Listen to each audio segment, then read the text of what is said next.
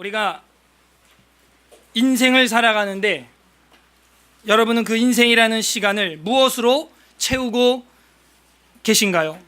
인생이라는 삶을 무엇으로 가득 채우고 계신가요? 인생은 모래시계와 같다라는 생각이 듭니다. 또한 제가 신학교 다닐 때 한 교수님으로부터 모래시계의 특징을 배웠던 것이 아직도 잔상이 남아있는데요. 여러분 모래시계 집에 없죠? 어디 가야 볼 수 있어요? 사우나 가야 이제 온몸을 찍어 뜨겁게 달구면서 저거 다 떨어지면 나가야지. 왜 들어갔어요 그러면? 들어가지 마시지. 인생은 모래시계와 같아요. 모래시계는 뒤에 있는 디지털 최첨단 시계보다는 미련해 보이지만 최첨단 디지털 시계가 주지 못하는 걸 준답니다. 그게 모래시계에 있어요. 최첨단 시계가 주지 못하는 걸 그 모래가 떨어지는 아주 그 무식해 보이는 시계가 큰 교훈을 준다는 것입니다. 뭘 주고 있는 것 같아요? 없어지고 있는 시간을 내 눈에 보여주는 것이죠.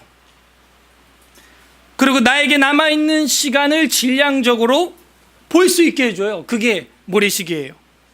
그리고 시간이 흐르고 있음도 직시하게 해줍니다.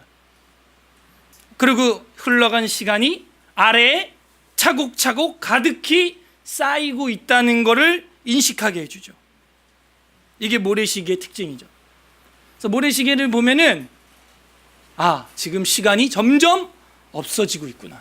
그리고 흐르고 있구나. 그리고 그 결과물은 가득 쌓이고 있구나. 그걸 보여주는 거예요. 오늘 우리가 이 이사야서를 보면서 무엇으로 인생을 가득 채워야 할지 깨닫는 은혜가 있기를 간절히 바랍니다. 이 책의 주제를 파악하는 데 있어서 두껍기 때문에 어렵다 그랬고, 지난주에 이사야서는 어떤 책이랑 거의 비슷하다 그랬어요? 미가서와 비슷하다 그랬는데, 그 이유는 미가 선지자와 이사야 선지자가 동시대 사역자라고 했기 때문입니다. 그러므로 시대적 배경이 같고 전하는 예언의 말씀도 동일한 부분들이 있고, 어떤 거는 완전히 그냥 오려다가 붙여놓은 것처럼 무슨 칼을 쳐서 보습을 만들고 창을 쳐서 낫을 만들고 율법이 시온에서부터 나오고 여호와의 말씀이 예루살렘부터 나올 거다 이런 말씀들 거의 복사한 것처럼 나타나는 면이 있습니다. 그래서 방대한 이사야서의 구조를 손쉽게 깨닫기 위해서는 미가서를 우리가 잘 상기를 시키면 쉽다, 이런 말씀을 드렸었어요. 그래서 미가서에서 말했던 주제들이 뭐였습니까? 심판자이신 여호와 하나님은 우리를 보호하시고 용서해 주시는 목자다라는 거예요. 그 양면을 보여주고 있다 그러죠. 그걸 고발성으로 3번의 고발의 선포로 미가서가 이루어져 있다 그랬잖아요. 여호와 하나님은 심판자이시지만 우리를 보호하시고 나중에는 용서하시는 목자다라는 것을 보여주고, 그 목자는 빵집에서 나온다 그랬죠. 빵집 동네 이름이 뭐예요? 떡집, 그죠? 베들레헴. 우리 교회 성도들 수준이 이 정도입니다. 그래서 이런 분위기만 알아도 이사야서의 전반적인 구조를 알게 돼요. 이사야서의 전반적인 구조도 이거와 크게 다르지 않기 때문입니다. 그리고 이거는 이사야서의 구조이기도 하지만 성경 창세기부터 요한계시록까지의 전체 흐름이기도 합니다. 그래서 이사야서를 구약의 복음서다, 이런 이야기도 하죠. 예수 그리스도께서 오셔가지고 심판도 선포하고 불도 던지고 죄에 대하여 선포하시고 지적하시고 하시지만 구원의 길을 열어주시죠. 그래서 이 두꺼운 이사야서도 요약을 해보면은 패역한 백성을 향한 하나님의 놀라운 은혜와 영광, 이런 게 있는 거예요. 한번 따라해 보세요. 패역한 백성을 향한 하나님의 놀라운 은혜. 네, 그거예요. 그게 이 이사야서에 나와 있고, 그 서론을 지난주에 했죠. 1장 1절부터 2장 5절까지 이것이 어떻게 보면은 서론인데 이사야 전체의 내용을 요약한 것과 같다 그랬어요. 그들의 죄악들을 우리가 살펴봤죠. 마당만 밟는다, 소도 나귀도 임자를 알고 구유를 아는데 사람이 돼서 너희는 돌아올 줄을 모르는구나, 이런 얘기하면서 머리부터 정수리부터 발끝까지 매 맞고 안 맞은 곳이 없다, 이런 얘기 나오고, 원두막같이 이제 달랑 남았다, 이런 얘기 나오고, 그러면서 주님이 이제 선을 행하라 이러면서 뭐라 그래요? 고아와 과부와 이런 사람들을 변호해줘라, 이런 거 봤죠. 그럴 때 이제 뭐예요? 나와 함께 이야기해보자 한번 정신을 가지고 이야기해보자. 내 죄가 주홍 같고 진홍 같을지라도 눈같이 양털같이 희게 해줄 것인데 너희는 왜 창기의 낯을 가지고 오지 않느냐 이거예요. 뻔뻔하다 이거죠. 그래서 하나님께서는 회복을 원하는데 너희가 오지 않는다는 그런 이야기였습니다. 하나님은 칼을 원치 않고 창을 원치 않죠. 보습과 낫을 만들기를 원하셨고 빛 가운데로 행하기를 원하셨던 거예요. 그 구절이 오늘과 일부러 제가 좀 겹치게 본문을 잡았습니다. 2장 5절이 지난주 마지막 구절이었는데 오늘 첫 번째 구절로 다시 한번 제가 삼아 봤습니다. 그래서 이 이사야서를 볼 때 패역한 백성을 향한 하나님의 놀라운 은혜, 그러니까 뭘 먼저 깨달아야 되느냐? 우리의 죄를 먼저 깨달아야 되는 거예요. 이스라엘의 죄악을 먼저 드러내야 의사가 어떻게 수술을 해야 될지, 얼마만큼의 강도가 센 수술을 해야 할지 보이는 거 아니겠어요? 그렇게 패역하고 썩어져 있는 우리의 모습을 볼 때 하나님의 치료의 은혜가 얼마나 더 큰지 극대화돼서 또 보이는 것입니다. 근데 오늘 본문에 보게 되면은 이 인생을, 모래시계와 같은 인생을 무엇으로 채웠는가? 유대인들이 무엇으로 채웠는가 하는 것이 오늘 읽었던 그 본문에 나오게 되어 있어요. 이 이사야서가 폭이 매우 크기 때문에 이거 구조를 뭐 나누는 방식은 다양해요. 지난주에 우리가 한 것처럼 1장부터 39장까지, 40장부터 66장까지 두 개로 탁 나눌 수도 있고요. 시대적으로 보면은 또 한 세 부분으로 나눌 수도 있습니다. 역시 1장부터 39장까지 주전 8세기, 즉 BC 한 700년경, 1장부터 39장까지가 BC 한 700년경의 스토리, 즉 아수르의 위협이 있었던 그런 시대다, 이렇게 볼 수가 있고, 그 다음에 40장부터 55장까지가 주전 한 6세기, 한 500년 전 바벨론 포로 때, 바벨론 위협과 침략 때 시절로 우리가 볼 수가 있습니다. 그리고 나머지 56장부터 66장까지는 모든 시대의 종말 때, 이렇게 해가지고 이렇게 세 부분으로 시대적으로 나눌 수도 있어요. 1장부터 39장까지 주전 8세기 BC 700년이라고 할 수 있고, 그 다음에 40장부터 55장까지 주전 6세기 BC 500년 정도, 그 다음 나머지 56장부터 66장까지가 모든 시대의 종말, 이렇게 해서 이렇게 시대별로 해서 또 세 파트로 나눌 수도 있어요. 그 과정 가운데 우리가 지금 보는 것은 그 압수르의 그 위협이 있는 어떤 그런 강대국 틈바구니 속에서 그 동방의 블레셋이라든지 이런 강대국들의 틈바구니에서 살아가고 있는 그 유다인들을 볼 수가 있습니다. 그래서 이 이사야후, 예사야후라는 뜻은 그런 와중 속에서 여호와께서 구원하셨다. 여호와께서 구원하셨다. Jehovah has saved라 그랬죠. 자, 하나님께서 구원하신 것이다. 우리가 한 게 아니다. 라는 이야기를 했었습니다. 그래서 복음이에요. 구약의 복음서와 같다라고 제가 말한 것이 맞고, 실제 신약 성경 기자들이 가장 많이 인용하는 것이 이사야서입니다. 자, 다시 한번 제가 서론을 한번 다뤄봤고요. 본문을 이제 보게 되면 2장 5절 보세요. 야곱의 족속아 오라, 우리가 여호와의 빛에 어떻게 행하자. 이게 지난주 마지막이었죠. 그러니까는 오라, 주님이 초대하잖아요. 오라, 이스라엘 보고 이제 야곱의 족속이라고 하는 것이죠. 우리가 여호와의 빛에서 행하자, 이렇게 돼요. 이 빛은 무엇일까요?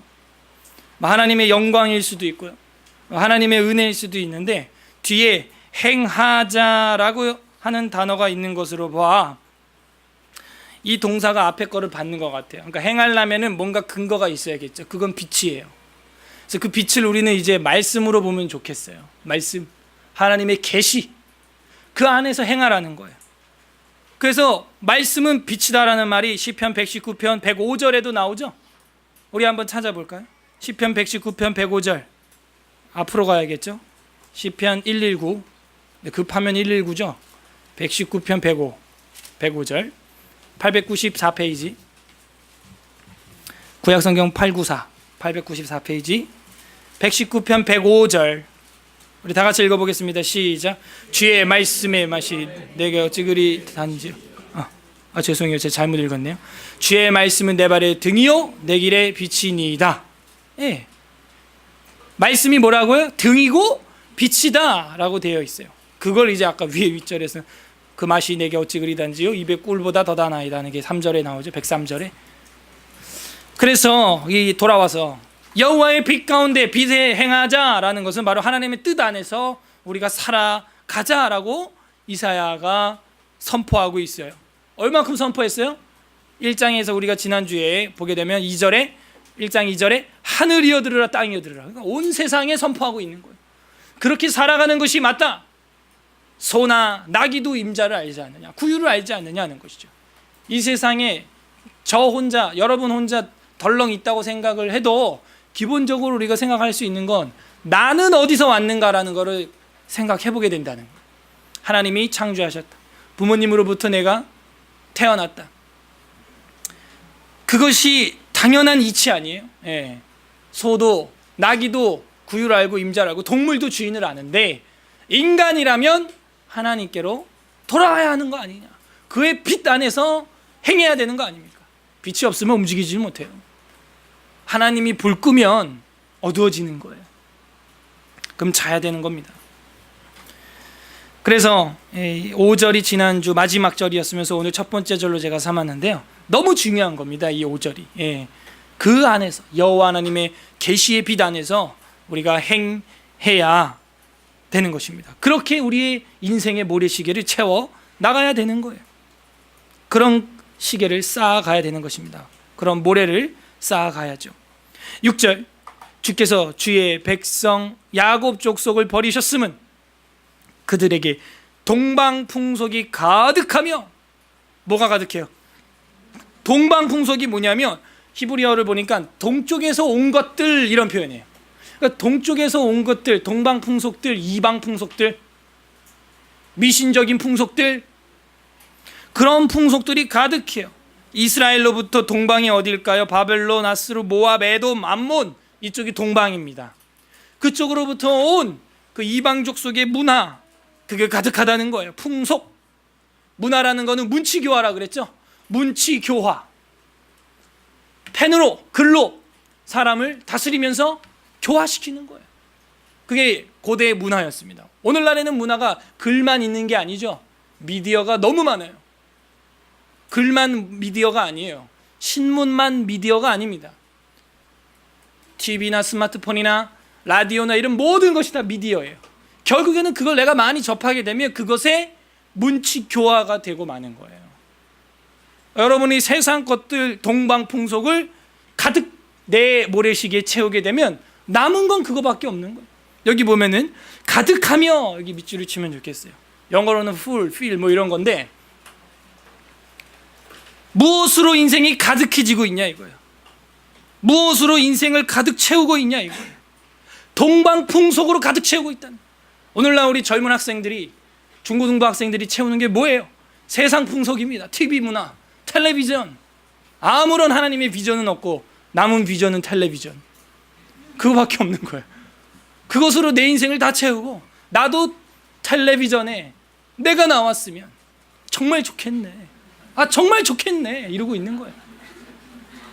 반면 여러분 미국의 헐리우드 스타들이라고 하는 사람들은 자기 자녀들에게 TV 자체를 안 보여주고 있답니다. 그거 아세요? 유명한 헐리우드 배우들이 심지어 그 무지막지한 마돈나 같은 여자도 그 이상한 짓 많이 했거든. 자기가 퍼포먼스로 십자가에 못 박히기도 하고 뭐 이상한 짓 많이 했어. 그 음탕한 여자가. 그 마돈나 가수도 자기 딸한테는 TV 자체를 안 보여줘. 우리나라 뽀로로 하듯이 미국에서는 니모 그 물고기 있죠 캐릭터 그게 굉장히 유행인데 니모를 모른다는 거예요. 그러니까는 뭐 놀래. 그런 거 자체를 아예 안 보여준다는 거예요. 왜? 자기는 TV에 그렇게 많이 나와서 이상한 짓을 많이 하면서도 자녀를 안 보여주는 이유가 뭘까요?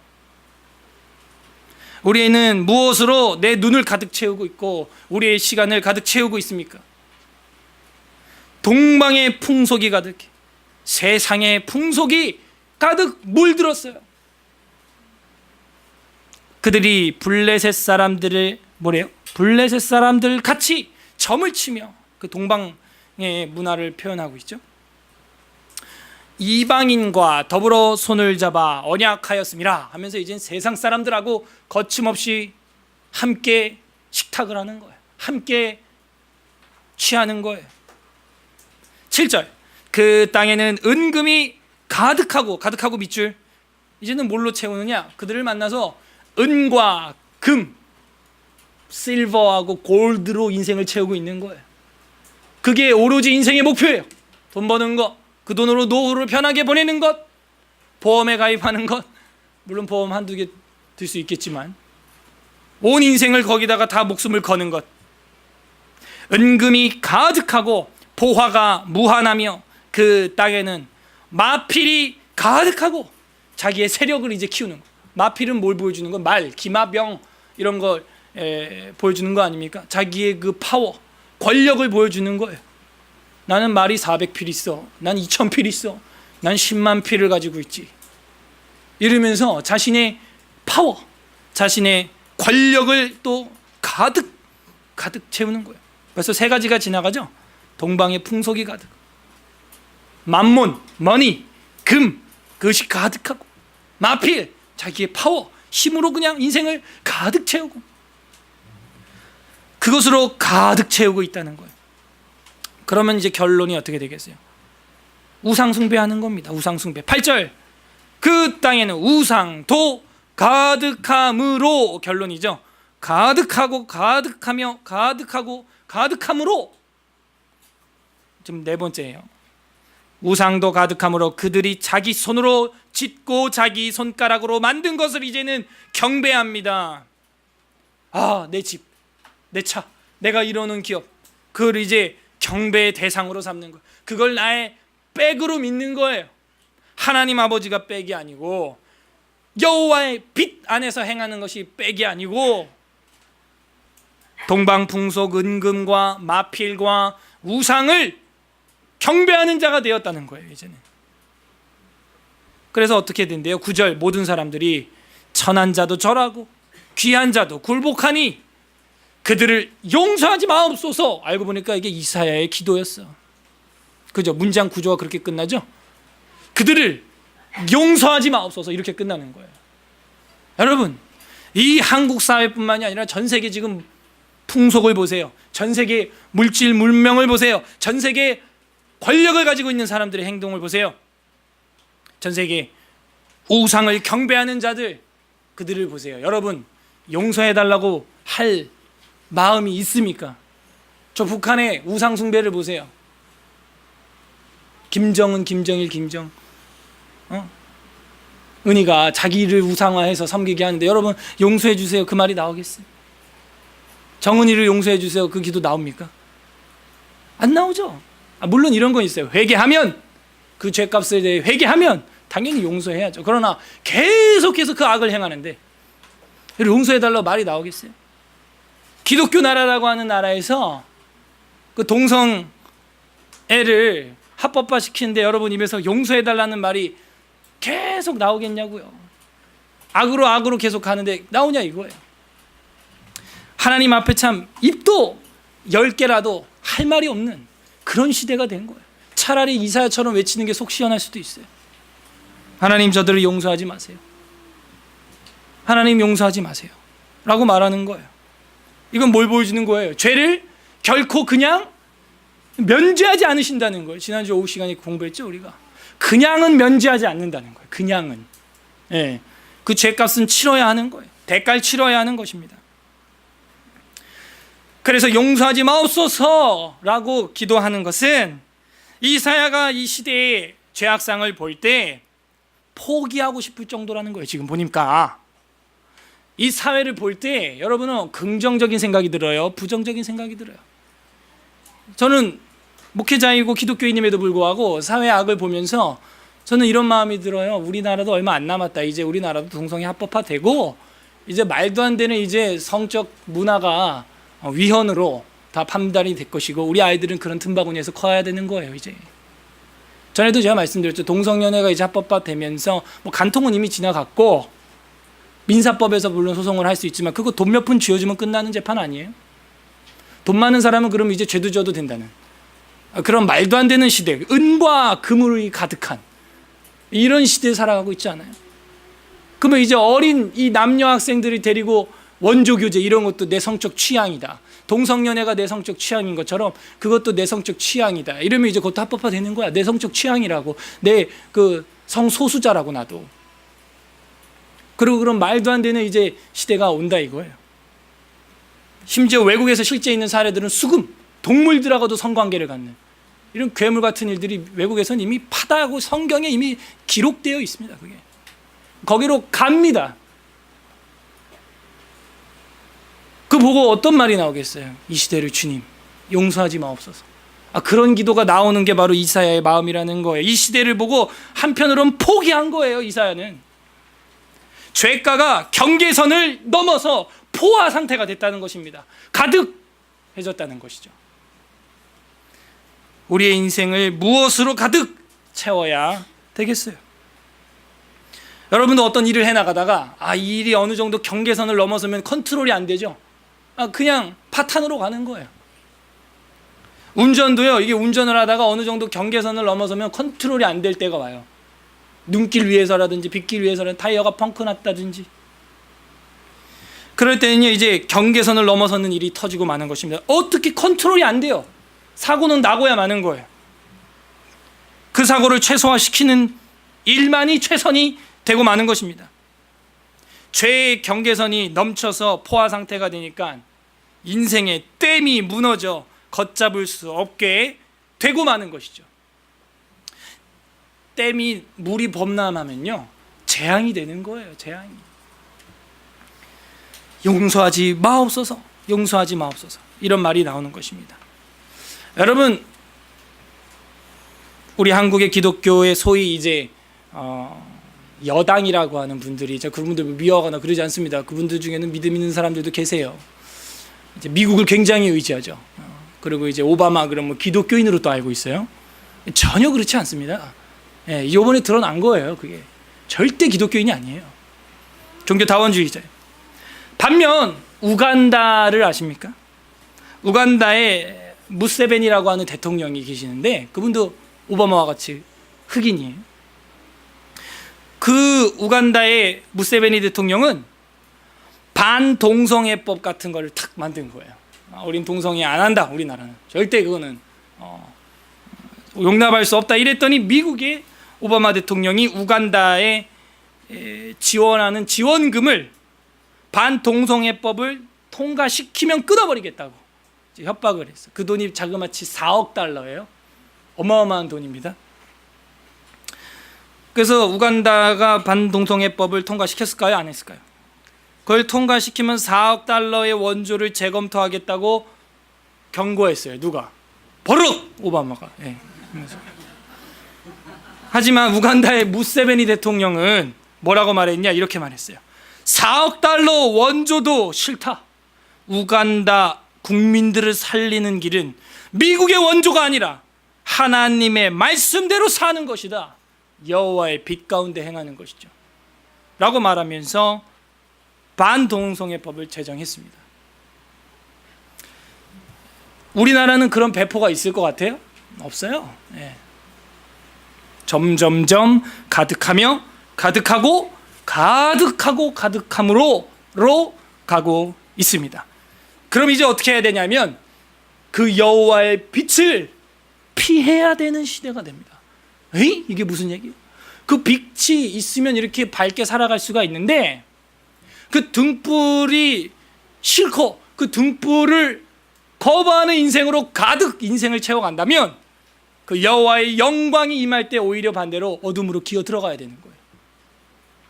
그게 이 다음 절부터 말씀해 주고 있는 겁니다. 10절 너희는 바위 틈에 들어가며 진토에 숨어 여호와의 위엄과 그 광대하심의 영광을 어떻게?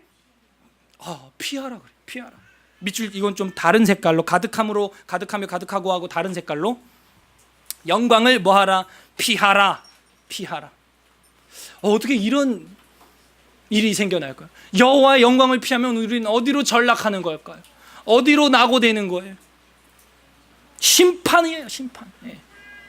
11절에 보면 그날에 눈이 높은 자가 낮아지며 교만한 자가 굴복되고 여호와께서 홀로 높임을 받으시리라. 그러니까 세상의 동방풍속과 은근과 권력으로 가득했던 우상숭배했던 너희들 영광을 피해라. 이제 하나님이 높아질 날이 왔다 이거예요. 그러면 반대로 말하면 뭐예요? 그동안 너가 높임을 받았어. 보니까 그동안 너가 권좌에서 호령했잖아, 이 얘기예요. 12절 대저 만군의 여호와의 날. 이 만군의 여호와의 날이 무슨 날이냐? 그 날이에요. 아까 11절에서 말했던 The day, 그 심판의 날, 마지막 정의와 공의의 재판의 날. 그 날이 오면 너가 풍속과 은금과 마필과 우상으로 가득 높아져 있었지만, 쌓여 있었지만 이제는 내가 높임을 받겠다는 거예요. 너는 내 영광 아래로 피해. 그냥 12절 다시 대저 만군의 여호와의 날이 모든 누구? 교만한 자, 거만한 자, 자고하는 자. 교만한 자, 거만한 자 같은 말이고, 자고한 자, 자신을 높이는 자, 스스로를. 다 교만이죠. 자에게 이 말이니 그들이 낮아지리라. 역시 미가서랑 일맥하는 것은, 미가서도 리더, 그 사회 지도층을 향하여 쳐서 이야기했었죠. 그러니까 권좌에 있는 자들, 높은 자들 치겠다는 거예요. 13절 또 레바논의 높고 높은 모든 백향목과 바산의 모든 상수리 나무와 모든 높은 산과 모든 솟아오른 작은 언덕과 모든 높은 망대와 모든 견고한 성벽과 하면서 높고 높은이라는 표현이 계속 나오죠. 왜 나무 백향목을 하나님이 심판하나? 그게 아니고 그 엄청나게 좋은 백향목으로 궁궐을 지어놓고 높은 곳에 베버리 힐즈 같은 데 사는 사람들, 그런 산에 언덕에 사는 사람들, 교만한 자들 하나님이 심판하겠다는 거. 16절 타시스의 모든 배와 모든 아름다운 조각물의 이 말이니 그날에 자고한 자는 굴복되며 교만한 자는 낮아지고 여호와께서 홀로 높임을 받으실 것이다. 언제? 여호와의 날에, 그 심판의 날에는 말이죠. 올바로 공의롭게 재판이 이루어질 거라는 거예요. 18절 우상들은 아까 위에서 말했던 그 우상으로 가득했다 그랬죠. 그런 우상들은 이제 어떻게 돼요? 온전히 없어질 것이며, 여러분 세상에 저런 우상들은 다 없어질 줄로 믿습니다. 우리가 그걸 믿는다면 이 땅에서 무엇을 따라가고 무엇으로 인생을 가득 채워야 될지 보이지 않아요?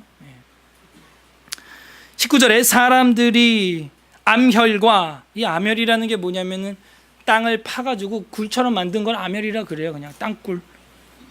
토굴로 들어가서 여호와께서 땅을 진동시키려고 일어나실 때 그의 위엄과 그의 광대하심의 영광을 피할 것이라. 밑줄도 쳐야지. 아까 10절 끝에 영광을 피하라랑 같은 색깔로.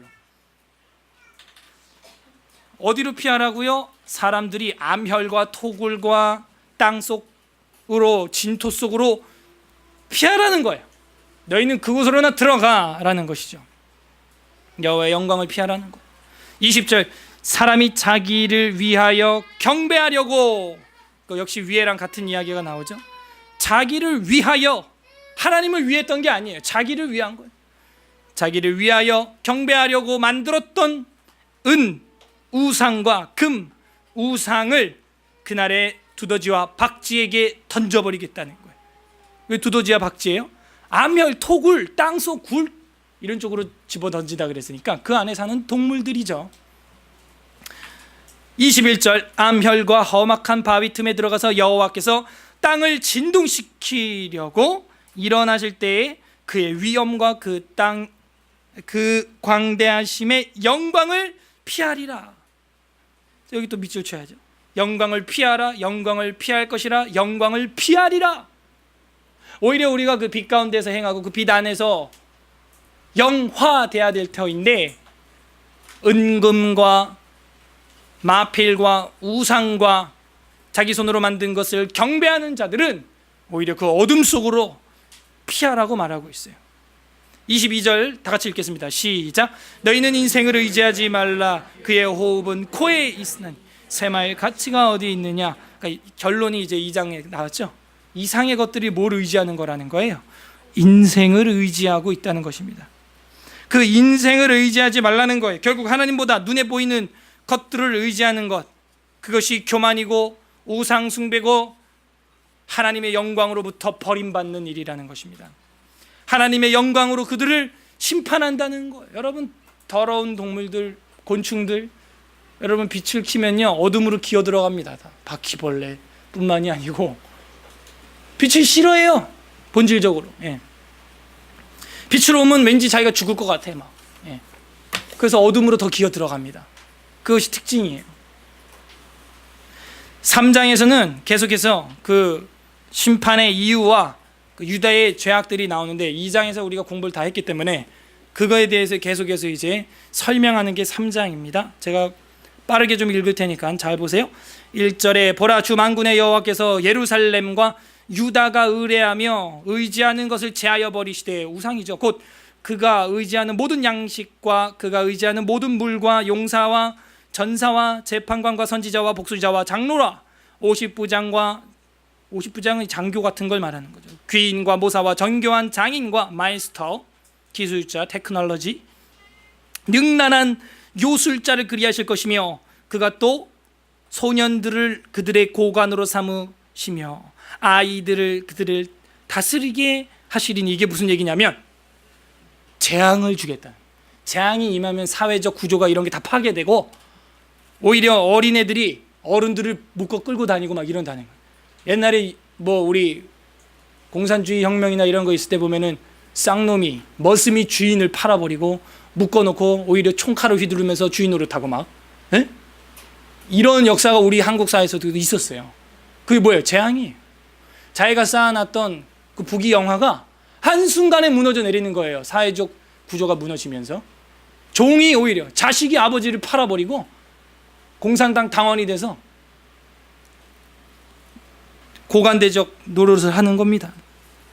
그게 이제 여기 보면 소년을 고관으로 삼고, 예, 아이들이 그들을 다스린다는 얘기가 그런 얘기예요. 5절 백성이 서로 학대하며 자기 이웃을 잔해하며 아이가 노인에게 비천한 자가 존귀한 자에게 교만할 것이며, 혹시 사람이 자기 아버지 집에서 자기의 형제를 붙잡고 말하기를 내게는 겉옷이 있으니 너는 우리 통치자가 되어 이 폐허를 내 손 아래 두라 할 것이면, 한마디로 다스릴 자가 없을 정도로 다 죽는다는 거예요. 그래서 겉옷자락 하나만 있는 사람이 있어도 너가 우리 지도자가 되줘라 라고 말할 정도로 재앙이 임한다는 것이죠. 7절 그날에 그가 소리를 높여 이르기를 나는 고치는 자가 되지 아니하겠노라. 내 집에는 양식도 없고 의복도 없으니 너희는 나를 백성의 통치자로 삼지 말라.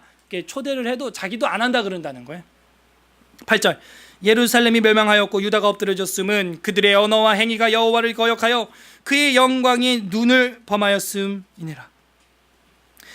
그들의 안색이 불리하게 증거하며 그들의 죄를 말해주고 숨기지 못함이 소돔과 같으니 그들의 영혼에 화가 있을진저 그들의 재앙을 자치하였도다.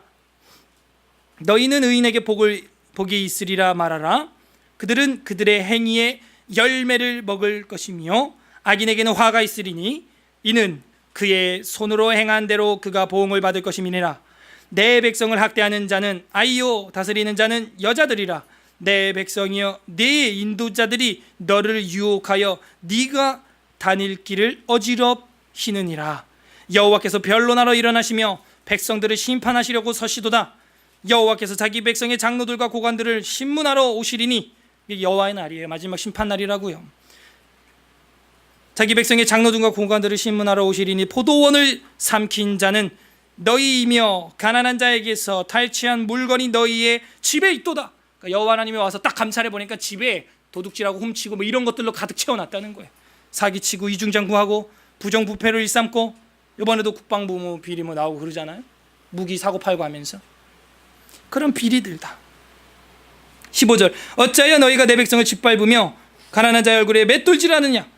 주 만군의 여호와 내가 말하였느니라 하시도다. 그러니까 하나님 계속 어디에 관심 있어요? 약자에게 왜 맷돌질하고 던지고 그러냐 이거. 왜 백성들을 짓밟고 가난한 자를 더 힘들게 하냐 이거예요. 그러니까 정치라는 것은 좋은 것인데 바르게 다스리는 거죠. 정치라는 것은 뭘 해야 되는 거예요? 그런 약자들을 보호하고 살 소망이 있게 해주는 것이죠. 그래서 부자들에게 조금 세금을 더 내라고 하고 높은 곳을 깎아 낮은 곳을 메꾸는 것이죠. 그것을 공산주의처럼 하자는 건 아니에요. 그건 너무 묵지막지한 구조고, 그런 거 말고 이 땀 흘려 일하는 사람들이 부자가 될 수 있는 시스템 안에서도 가난한 자를 계속해서 도울 수 있는 그런 역할을 하는 게 바로 이 정치가들이에요. 그렇게 다스려야 하는 것입니다. 근데 오히려 그런 약자 가난한 자를 탐닉을 한다는 거예요. 그들의 머리에 있는 것까지 뺏어서 자기들 위에 쌓는다는 거죠. 16절 죄악들이 나옵니다. 여호와께서 또 말씀하시되 시온의 딸들이 교만하여 느린 목, 교만한 목을 말하는 거예요. 목을 쭉 내밀는 걸 말하는 것이죠. 정을 통하는 눈으로 다니며 아기작거려 걸으며 발로는 쟁쟁한 소리를 낸다 하시도다. 아주 다 차려입고 그냥 구두소리 딱딱 내면서 교만하고 음탕한 눈으로 그러고 돌아다닌다는 거예요. 그러므로 주께서 시온의 딸들의 정수리에 딱지가 생기게 하시며, 정수리가 어디에? 정수리 여기 머리 어디? 여기 딱지 생기려면 어떻게 맞아야 돼? 딱! 정신 차려. 우리도 가끔 애들한테 그럴 수 있는데 머리를 딱! 야 정신 차려 정신 차려. 졸고 있으면 그냥 대나무 죽도로 머리를 탁 때리든지. 근데 어느 정도로? 정수리에 딱지가 생길 정도로 맞아야 된다는 거야.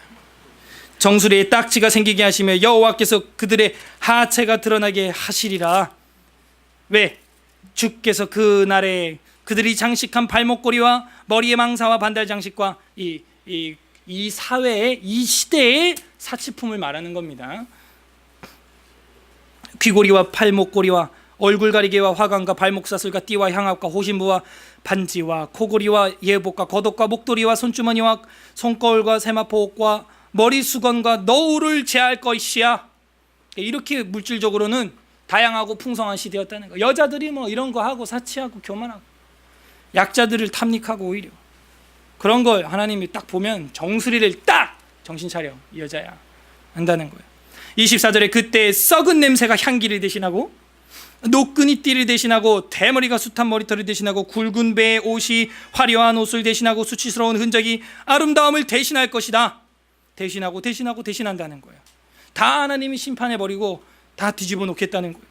25절 너희 장적은 칼에 너희 용사는 전란에 망할 것이며 그 성문은 슬퍼하며 곡하할 것이요 시온은 황폐하여 땅에 앉으리라. 어떻게? 돌아올래 안 돌아올래? 회개할래 안 할래? 지금 이렇게 말하는 것이죠. 무엇으로 내 인생을 가득하게 채우고 있느냐 이거예요.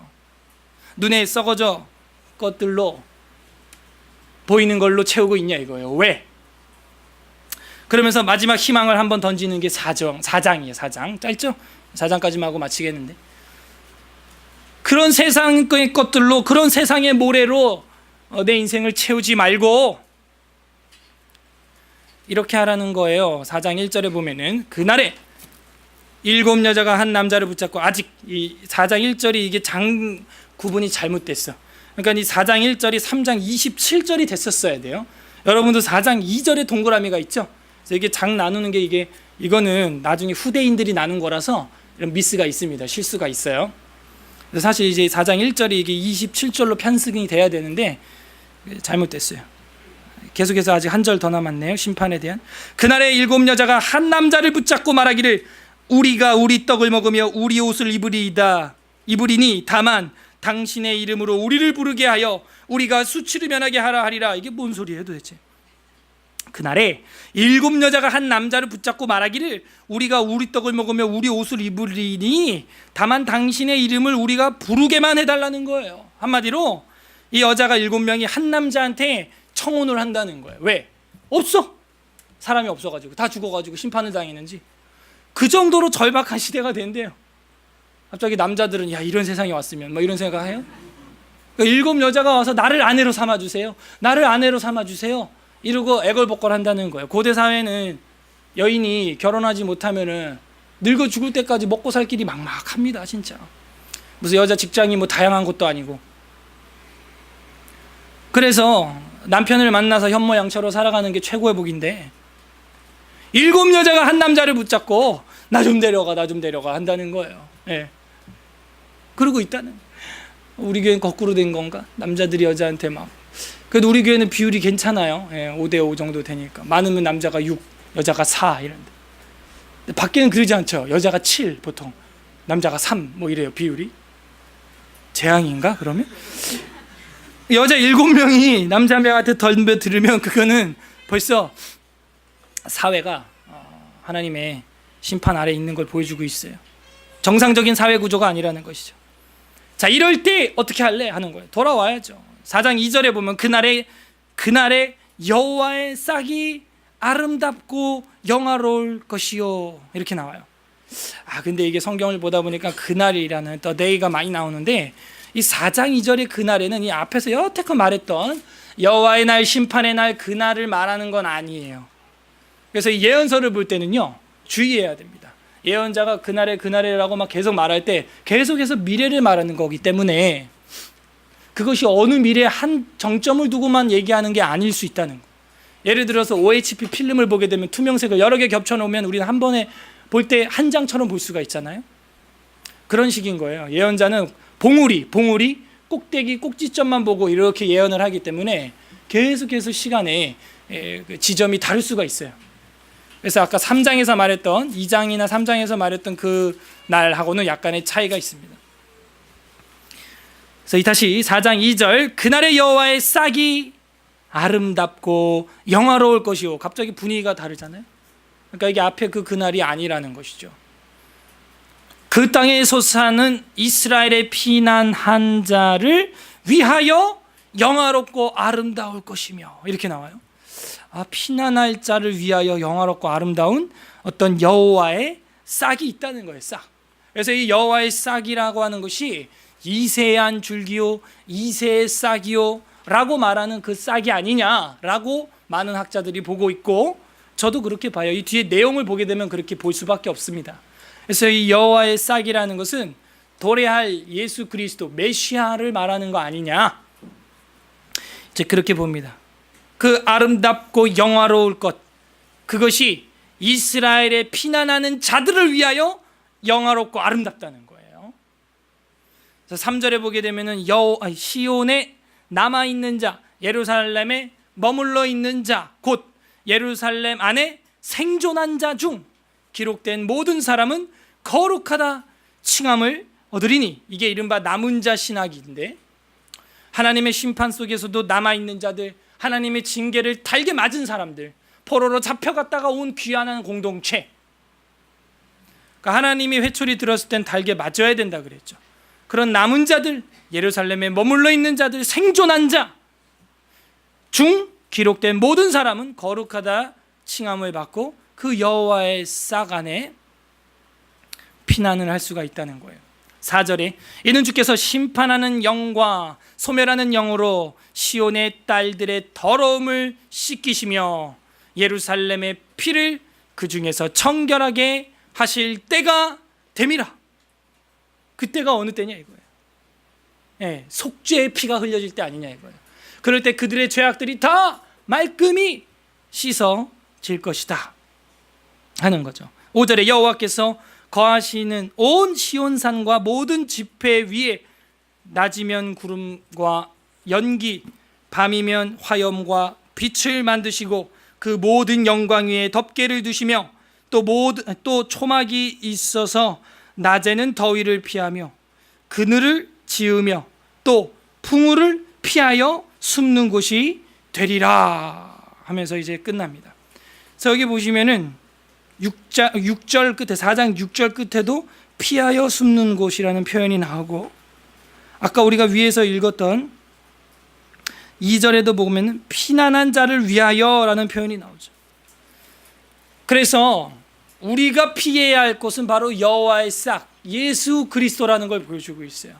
그럼 이게 앞에서 우리가 공부했던 아까 밑줄을 쳤던 뭐하고 이제 비교해 볼 수 있냐면, 영광을 피하라, 영광을 피할 것이라, 영광을 피하리라 라고 나와 있잖아요. 그 사람들은 어디로 피하는 거냐?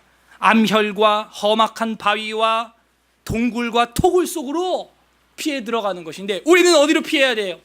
예수 그리스도의 동굴로, 예수 그리스도께로 피해야 한다는 걸 보여주고 있는 거예요. 세상의 것들로, 세상의 것으로 가득 채워놓고 그곳으로 피하는 것이 아니라, 이제는 여호와의 싹, 메시아, 그분께로 피해야 한다라는 것을 이 4장에서 보여주고 있는 것입니다. 그럴 때 여호와의 영광 안에서 폭풍우를 피하게 된다는 것이죠. 자, 이제 정리합니다. 이스라엘의, 유다의 그 죄악이 뭡니까? 우리가 2장 5절부터 봐왔는데요. 물질 숭배, 만몬이에요. 우상 숭배고 자신 숭배예요. 결국엔 물질 숭배, 우상 숭배, 자신을 교만하게 하는 자신 숭배, 이런 것들은 여호와 하나님의 영광을 피해야만 하는 사람이 되게 한다는 것입니다. 여호와의 영광 안에 살 수 없는 사람이 된다는 것이죠. 우리는 그 영광을 피하는 자가 아니라 그 영광 속으로 피하는 자가 돼야 될 줄로 믿습니다. 그 영광을 피하면 안 되고 그 영광 속에서 피하는 자, 여호와의 싹 안에서 우리가 자라가는 자, 열매 맺는 자가 돼야 하는 것이죠. 우리는 오직 빛이신 말씀을 의지하고 그 안에서 그 여호와의 빛에 행하는 자, 2장 5절에서 아까 우리 제일 처음 읽었던 구절, 여호와의 빛 안에서 행하는 자가 돼야 하는 것입니다. 그렇게 우리 인생을 채워 나가야 하는 거예요.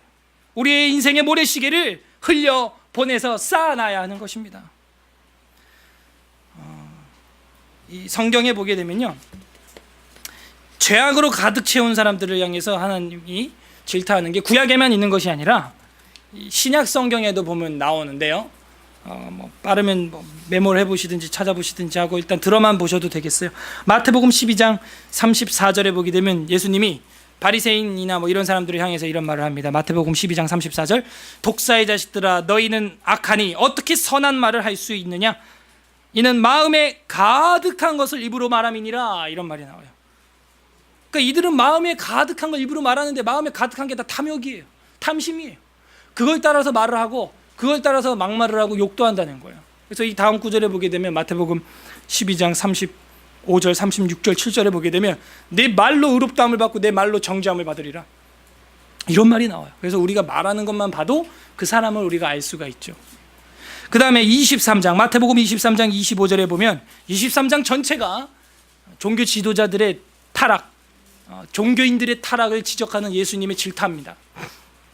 마태복음 23장 27절 28절에 보게 되면 27절, 화 있을진저 외식하는 서기관과 바리새인들이요 회칠한 무덤 같으니 겉으로는 아름답게 보이나 그 안에는 죽은 사람의 뼈와 모든 더러움이 가득하도다. 무엇으로 너의 인생을 지금 가득 채우는 거야? 네 속을 채우는 거야. 겉은 멀쩡한 무덤 같은데 속을 파보면 다 썩은 것밖에 없다는 거예요. 28절에도 이와 같이 너희는 겉으로는 사람에게 옳게 보이되 안으로는 외식과 불법이 가득하도다. 겉으로는 멀쩡하고 깔끔해 보이지만 속은 썩었다는 거예요. 로마서로 한번 가보죠. 로마서 1장 27절, 로마서 1장 27절에서 32절까지 한번 제가 보겠는데요. 잘 들어보셔도 되겠습니다. 그와 같이 남자들도 순리대로 여자 쓰기를 버리고 서로 향하여 음욕이 부릴 듯하며 남자가 남자와 더불어 부끄러운 일을 행하여, 지금 우리 사회에도 벌어지고 있는 거 아니에요? 그들의 그릇 때문에 상당한 보응을 그들 자신이 받았느니라. 그 대가를 우리가 다 치러야 한답니다. 여러분, 그 안에서 퍼지는 사상적인 문제뿐만이 아니라 육신적인 질병이나 이런 것도 우리가 다 감당을 해야 하는 거예요. 또한 그들이 마음에 하나님 두기를 싫어하며 하나님께서 그들을 그 상실한 마음대로 내버려 두사, 하나님이요 그렇게 죄를 짓고 덤비는 인간들 어떻게 할 수가 없어요.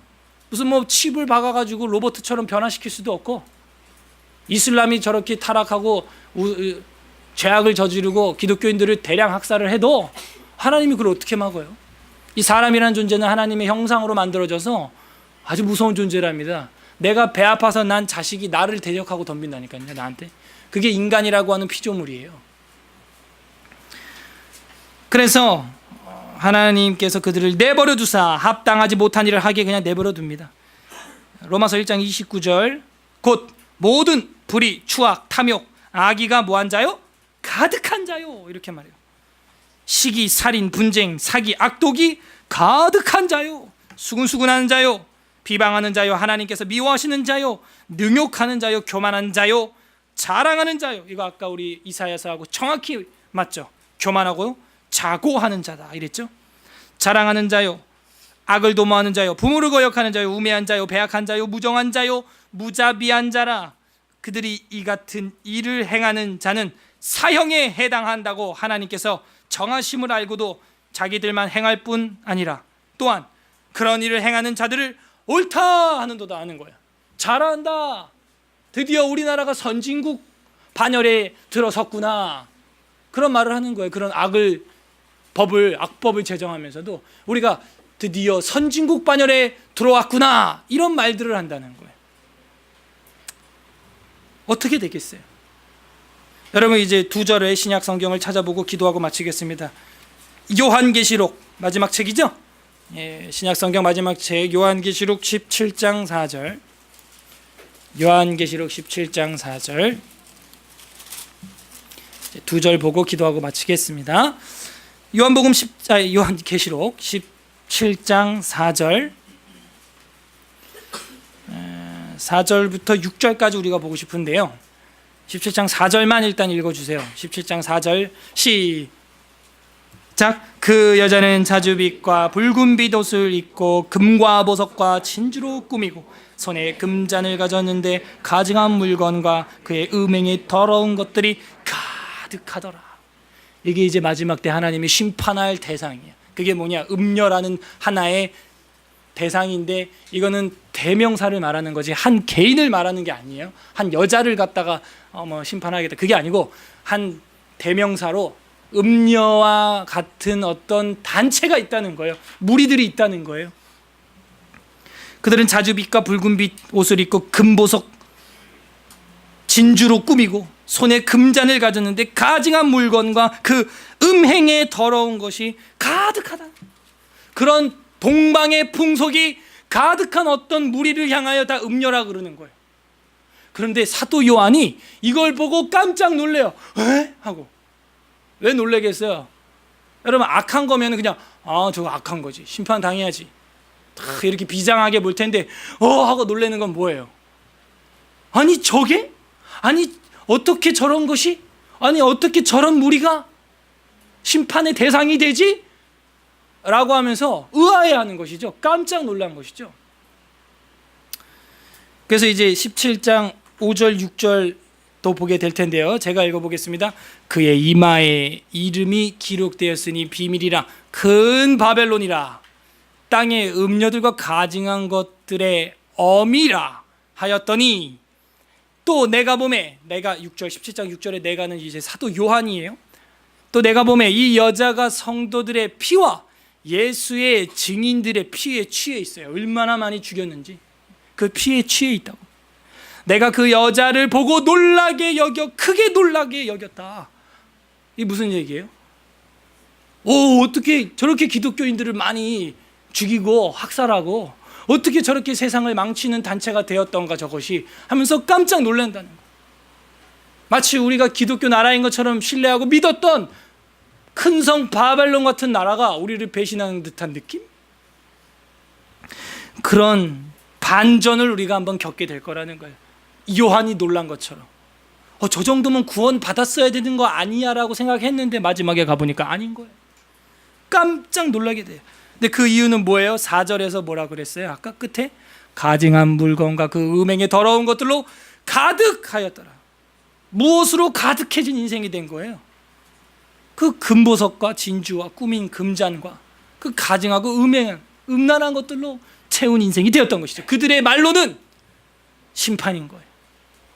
마지막에 하나님은 그걸 심판한다는 거예요. 자, 이제 마지막 절 요한복음 12장 3절 보겠습니다. 앞으로 가야죠. 신약성경 요한복음 12장 3절.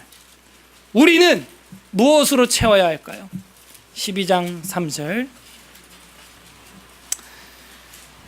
다 같이 읽겠습니다. 시작. 마리아는 지극히 비싼 향유 곧 순전한 나드 한 근을 가져다가 예수의 발에 붓고 자기 머리털로 그의 발을 씻으니 향유의 냄새가 집에 가득하더라 하는 것이에요. 이 마리아라고 하는 이 여자인데요, 이 여자는 추측컨대 창녀였던 것 같아요. 지금 근데 주님 앞에 나와서 눈물로 회개해서 그 발을 씻고 자기가 시집 가려고 모아놨던 향유 옥합을 다 깨트려서 허비한 겁니다. 왜? 자기는 시집 갈 수 있는 처지가 아니라 아까 계시록에서 봤던 음란한 여자였던 거예요. 그래서 지금 회개하는 장면인 거예요. 그래서 그 집에 그 향유의 냄새가 가득하게 되었답니다. 주님이 뭐라 그러는지 보세요. 그 같은 장에서 7절, 요한복음 12장 7절에 예수께서 이르시되 그를 가만히 두어 그의 나의 장래할 날을 위하여 그것을 간직하게 하라.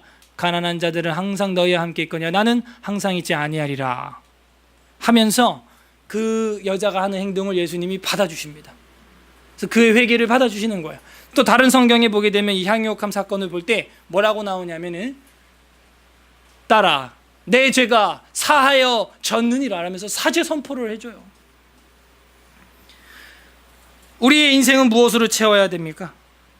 이 땅의 것으로 가득 채우는 자가 되겠습니까? 아니면 하늘의 것으로 예수 그리스도의 것으로 가득 채우는 자가 되겠습니까? 우리는 향유 옥합을 깨뜨려서 그 냄새가 방 안에 가득하게 했던 마리아, 베다니 마리아처럼 우리 인생에 내가 모아놨던 것들을 이제는 하나님 앞에 깨뜨리고 나를 위하여, 나만을 위하여, 내 패밀리, 내 가족만을 위하여 살 것이 아니라 이제는 하나님이 원하시는 고아와 객과 과부를 위하여 그 향기를 온 세상에 가득 채우시는 우리 서울 에스라교회 모든 성도님들 되시기를 주님의 이름으로 간절히 바랍니다.